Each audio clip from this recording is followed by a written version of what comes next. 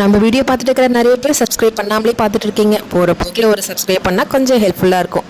நேற்று ஆடிப்புறம் கோவிலுக்குலாம் போயிட்டு வலையெல்லாம் கொடுத்துட்டு வீட்டுக்கு வரதுக்கு ஒரு 10:30 போல் ஆயிடுச்சு. வந்ததும் டிஃபன் பண்ணி சாப்பிட்டுட்டு படுக்கிறதுக்கு லேட் ஆயிடுச்சு. அதனால கிளீனிங் ஒர்க்லாம் எதுவுமே பண்ணல. மார்னிங் டியூஸ்டே மார்னிங் கொஞ்சம் எந்திரிக்கிறதுக்கு லேட் ஆயிடுச்சு. அதனால கடகடன்னு எல்லா வேலையும் பார்த்துட்டு இருந்தேன். காலையில் நேற்று போட்டு பழைய போல எடுத்துட்டு புது ஃப்ரெஷ்ஷாக மாற்றிட்டு கடகடன்னு படைக்க ஆரம்பிச்சிட்டேன். ஏன்னா இன்னைக்கு அம்மா வீட்டு சைடு வீட்டு பக்கத்தில் கோவில் திருவிழா ஸ்டார்ட் ஆயிடுச்சு. ஸோ அம்மா வீட்டில் இன்னைக்கு உபயம். ஸோ அதனால கோவிலுக்கு போகணும். கடகடன்னு சிம்பிளாக டியூஸ்டேக்கு பூஜை பண்ணி முடிச்சாச்சு. இன்னைக்கு காலையிலே இன்னைக்கு வீட்டில் விளக்கு போடவே இல்லை. சரி ஈவினிங் கோவிலுக்கு போகும்போது விளக்கு போட்டுக்கலாம்னு சொல்லிட்டு விட்டாச்சு. சிம்பிளாக பூஜை பண்ணி முடிச்சுட்டு வீட்டிலேருந்து ஒரு 11 o'clock போல் கிளம்பி கோவிலுக்கு போய் சேர்ந்தாச்சு. வீட்டு பக்கத்தில் தான் இருக்குது. அதனால் 10 நிமிஷத்தில் போயிடலாம். கோவிலுக்கு போனதும் அபிஷேகம் நான் போகிறதுக்குள்ளேயே பண்ணி முடிச்சிட்டாங்க. அதுக்கப்புறம் நான் போனதுக்கப்புறம் சாமியெல்லாம் கும்பிட்டுட்டு பிரசாதம்லாம் வாங்கி சாப்பிட்டுட்டு வீட்டுக்கு அம்மா வீட்டுக்கு ஸ்ட்ரெயிட்டாக வந்துட்டேன். ஈவினிங் போல் சாமி வருவாங்க. நாங்கள் இருக்கிற வீட்டு சைடு ஸ்ட்ரீட் கொஞ்சம் சின்னதாக இருக்கும். அதனால் உள்ளெல்லாம் சாமி பெருசாக வராது. நம்ம வெளியே போய் தான் சாமி கும்பிட்ற மாதிரி இருக்கும். அதனால எப்பயுமே அம்மா வீட்டு சைடு வந்துடுறது. இந்த மாதிரி பிடிச்சிருந்தா லைக் பண்ணுங்கள். சேனலை மறக்காமல் சப்ஸ்கிரைப் பண்ணி வச்சுக்கோங்க.